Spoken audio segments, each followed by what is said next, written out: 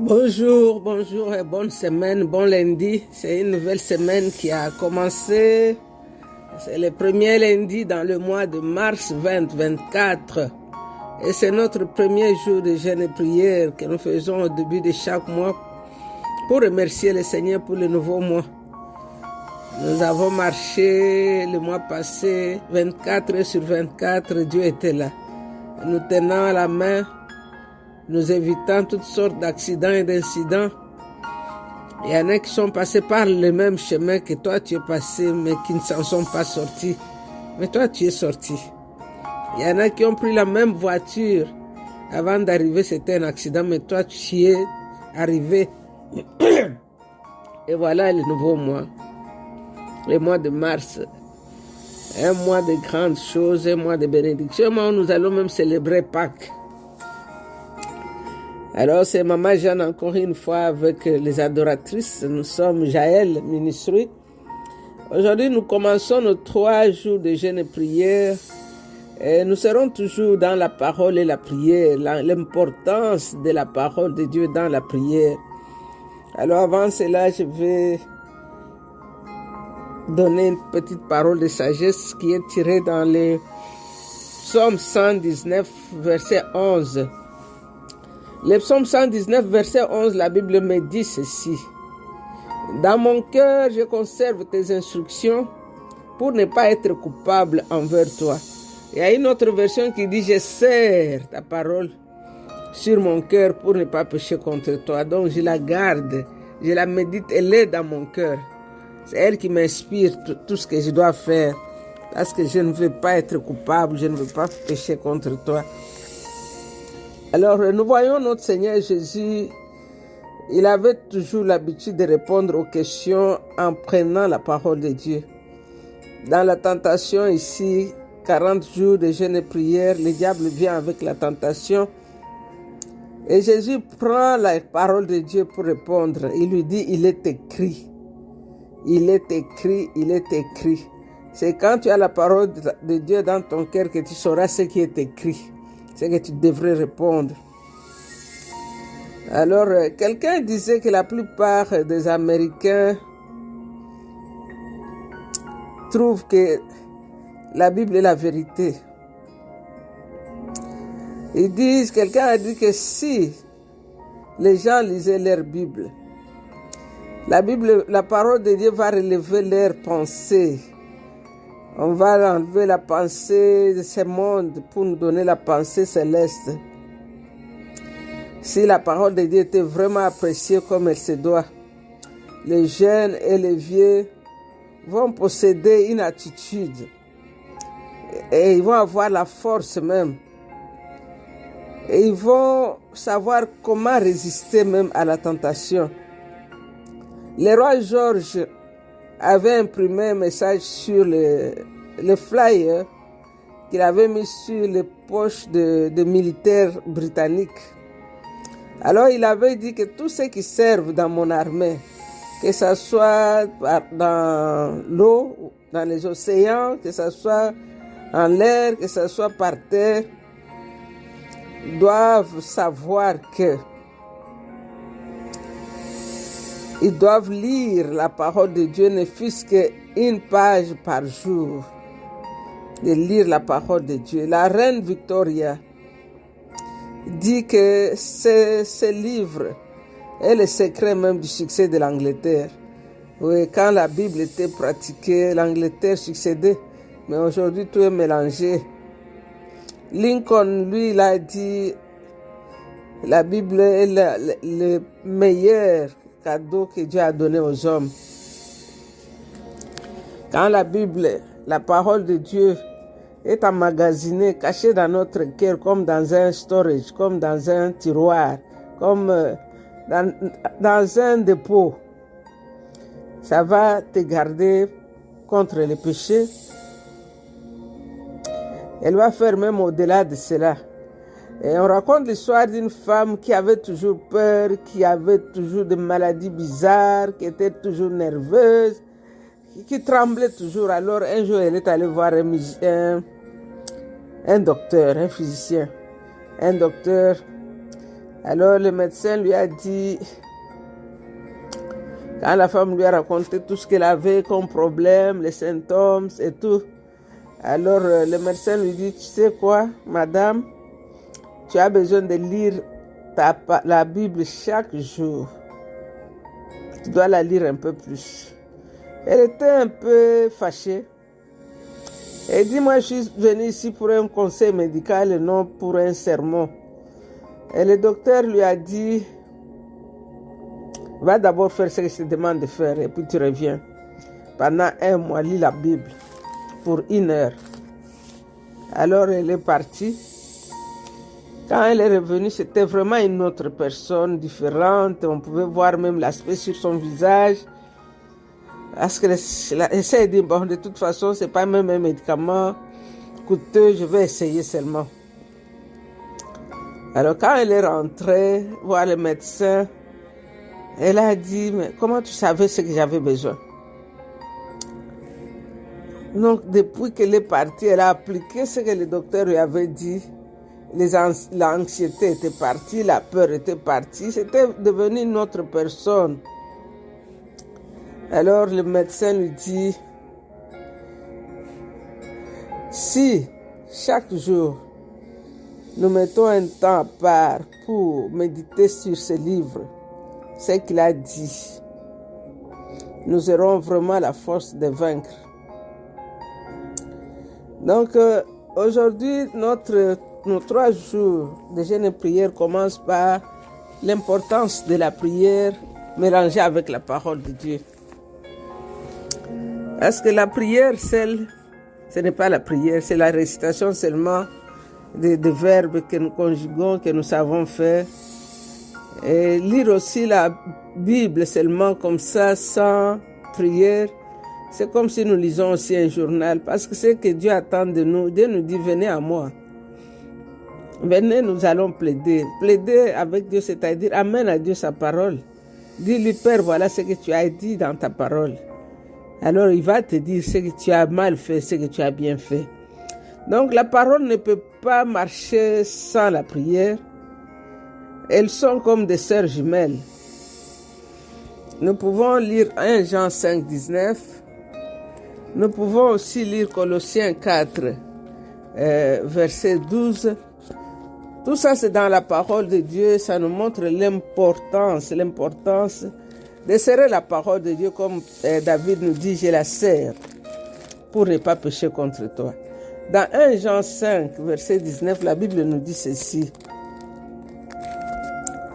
Nous savons que nous appartenons à Dieu et que le monde entier est au pouvoir du mauvais. C'est pour nous dire que le monde est au pouvoir du mauvais. Nous sommes dans un combat, nous sommes dans une guerre. Depuis que tu as atterri sur ce monde, dans ce monde, sache que tu es engagé dans un combat. Et la seule façon de vaincre dans ce combat, c'est d'avoir la parole de Dieu avec nous. Pourquoi? Parce que quand nous prions, nous combattons. Quand nous lisons la parole, nous combattons. Parce que si ce n'était pas un combat, tout le monde allait prier facilement. Et tout le monde allait méditer la parole de Dieu facilement. Mais parce que vous trouvez que c'est tellement difficile de méditer la parole de Dieu. Combien de fois tu peux mémoriser tout, mais sauf la parole de Dieu? C'est parce que c'est un combat. Colossiens 4, 12 nous parle d'Épaphras. Épaphras, qui est aussi l'un de vôtres, vous salue. Ces serviteurs de Jésus-Christ ne cessent pas de prier. Dans une autre version, on dit de combattre avec ardeur pour vous, afin que vous demeuriez fermes, spirituellement adultes et parfaitement prêts à accomplir tout ce que Dieu veut. Ici, nous voyons que Épaphras était un combattant, un homme qui combattait dans la prière. Donc, ça nous montre ici que prier, c'est un combat et le diable n'aime pas la prière. C'est pourquoi beaucoup de gens ne prient pas. Quand dans l'église, par exemple, on appelle les gens pour intercession, vous verrez que c'est toujours les mêmes personnes qui viennent.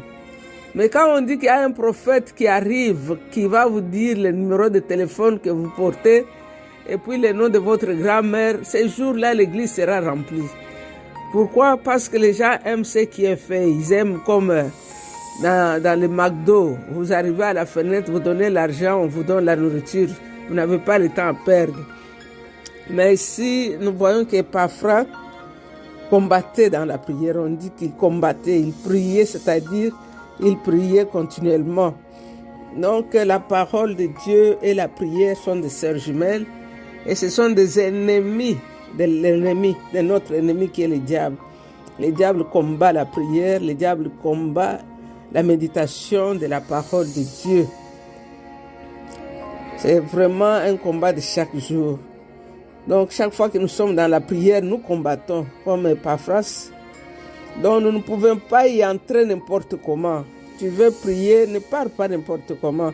Ne sois pas encombré avec toutes ces choses-là qui ne glorifient pas Dieu, les œuvres de la chair, le mécontentement, la colère, tous ces poids-là, les problèmes de tout genre. Mais quand tu entres dans la prière, dépouille-toi et crois dans la parole de Dieu. Qu'est-ce que dit la parole de Dieu à propos de ces problèmes qui te tracassent?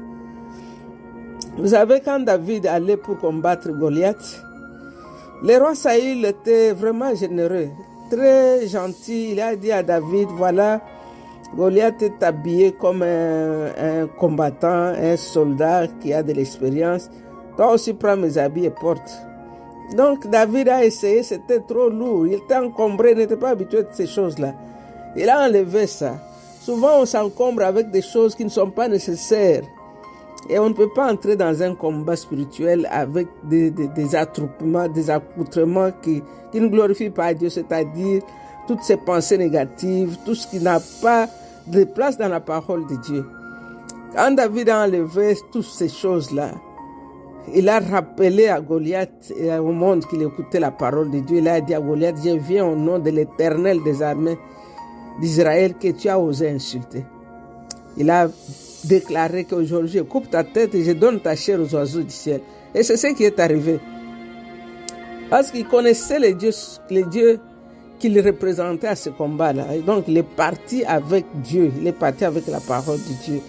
La prière est un combat. Ne pars pas seulement comme ça, avec tes déceptions, avec tes soucis, avec des murmures. Ça ne marche pas comme ça. Il y avait aussi un autre général, c'était Josué. Josué, c'était un homme de prière, un homme d'adoration. Si nous lisons la parole de Dieu, nous verrons que chaque fois que Moïse allait dans le tabernacle pour rencontrer Dieu, Josué y restait. Josué ne restait pas, c'était quelqu'un qui était continuellement dans la présence de Dieu. Mais quand Moïse voulait partir, Moïse le préparait.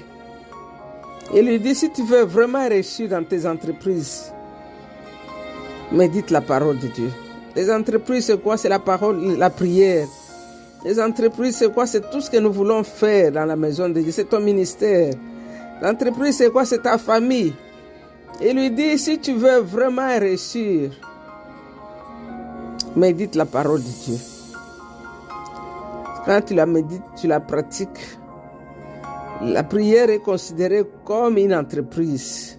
Pour être victorieux, il faut la méditation de la parole de Dieu. Pas un jour, pas seulement le dimanche quand tu vas à l'église, alors tu prends ta Bible. C'est chaque jour, c'est continuellement, c'est penser à la parole de Dieu. Donc tu ne peux pas te séparer de la parole de Dieu. Vous pouvez même dans vos conversations. Hier par exemple, il y a une amie qui m'a appelé. Alors pendant qu'on parlait, elle avait un peu mal. Moi j'ai dit oui, c'est ça. Puis on s'est retrouvé dans la parole de Dieu. On a parlé de Jacob. Quand Pharaon lui a demandé quel est ton âge, il a dit j'ai 130 ans, c'est les 30 ans de peine, tout ça. On est resté dans la parole. On blaguait, on riait de ce qui s'est passé dans la vie de Jacob, de ses enfants, de ses femmes. Mais on était dans la parole de Dieu. On n'a pas cité le nom de quelqu'un pour critiquer. On n'a pas parlé de ce qui se passe dans le monde pour se soucier. On est resté dans la parole de Dieu. Pourquoi? Parce que quand vous parlez la parole de Dieu, vous provoquez l'atmosphère de la présence de Dieu. Et Dieu est là. Parce qu'il entend que ses enfants sont en train de parler de moi. Ils connaissent ce que j'ai dit et ce que j'ai fait.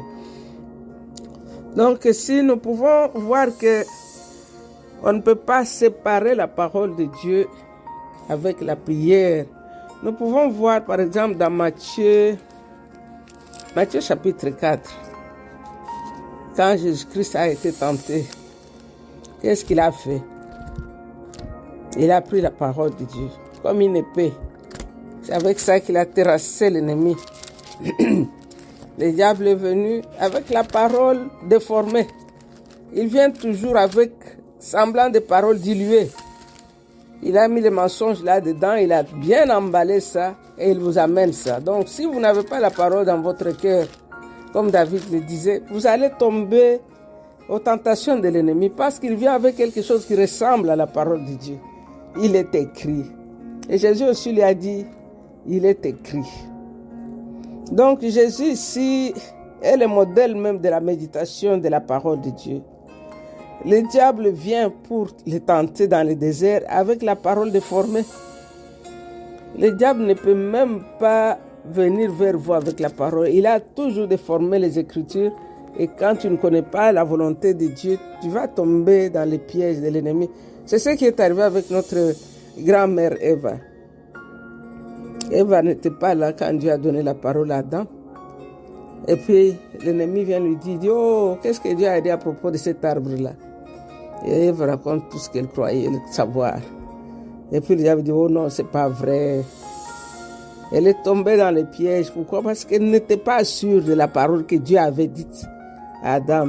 Elle est tombée et elle a désobéi à Dieu et nous savons ce qui est arrivé après.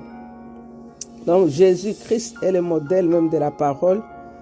Et si nous avons la parole dans notre cœur, nous allons vaincre l'ennemi parce que nous sommes engagés dans un combat de tous les jours, tous les jours, tous les jours. Nous pouvons lire aussi Ephésiens chapitre 6. Dans Ephésiens chapitre 6, Paul aussi nous parle des armes spirituelles. Paul nous parle des armes spirituelles que nous pouvons utiliser pendant que nous sommes exposés, que l'ennemi vient avec la guerre. Parce que la guerre, elle est d'abord spirituelle avant qu'elle soit physique. Ici, Paul dit qu'on doit se fortifier. Donc, comment se fortifier? C'est dans le jeûne, dans la prière et dans la méditation des Écritures. L'évangile, quand il est prêché, nous combattons, c'est la foi. La foi, la Bible dit que la foi vient de ce qu'on entend et ce qu'on entend vient de la parole de Dieu. Ça, c'est Romains 10, verset 17. Donc, quand nous combattons, c'est-à-dire la foi vient de ce qu'on entend. Ce qu'on entend, c'est quoi? C'est la parole de Dieu. C'est quand tu es habitué à entendre la parole de Dieu que tu peux l'utiliser dans les combats spirituels. Les combats, ce n'est pas quand nous crions en désordre, nous coupons, nous cassons. Non, les combats, c'est la parole de Dieu.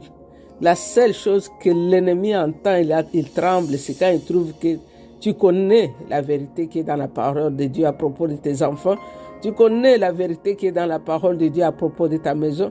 Alors c'est ça le combat spirituel, c'est utiliser la parole de Dieu quand l'ennemi vient avec la parole déformée. Ici dans Ephésiens 10, si nous lisons, on n'a pas beaucoup de temps, jusqu'au verset 17, nous verrons que c'est la parole de Dieu qui est utilisée ici. Paul disait aux Éphésiens de prendre la parole comme une épée. C'est-à-dire quand l'ennemi vient avec les doutes, les mensonges, prends la parole comme un bouclier, prends la parole comme les casques du salut, prends la parole comme les chaussures à tes pieds. Il dit prenez toujours la foi comme un bouclier qui vous permettra d'éteindre toutes les flèches enflammées de l'ennemi. La foi que je vais prendre comme un bouclier, c'est la foi dans quoi? La foi dans la parole de Dieu. Je crois tout ce que Dieu a dit dans sa parole. Et quand l'ennemi vient avec les mensonges, la parole de Dieu me couvre, me protège contre les mensonges de l'ennemi. Et puis j'accepte le salut comme un casque et la parole de Dieu comme une épée que me donne le Saint-Esprit. Donc ici, nous voyons toujours l'importance de méditer, de réciter, de mémoriser dans la parole de Dieu. La prière, sans la parole de Dieu, elle n'est pas assez. Elle n'est même pas la prière. Parce que ce que Dieu veut entendre, c'est quand nous revenons vers lui avec la parole de Dieu. Quand nous lisons par exemple le psaume 119, dans le psaume 119, le verset 97 ou 97, le verset 97 ou 97, la Bible nous dit ceci. Il dit, David dit, oh, combien j'aime ta loi. La loi, c'est la parole. Elle occupe mes pensées tous les jours. C'est-à-dire, dans mes pensées, je pense et je repense qu'à la parole de Dieu. Ici, dans ce psaume 119, nous verrons que David donne à la parole de Dieu tous les noms possibles. Il appelle prescription, il appelle commandement, il appelle la loi. Elle lui donne tous les noms. Il dit, ton commandement est mon bien pour toujours. Il me rend plus sage que mes ennemis. Quand je savoure tes instructions, je leur trouve un goût plus doux que du miel. Donc, il donne tous les noms possibles à la parole de Dieu.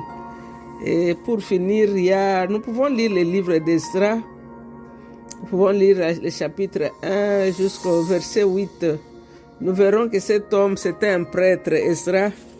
Lui, il avait mis son temps à étudier la parole de Dieu, à la pratiquer et à l'enseigner.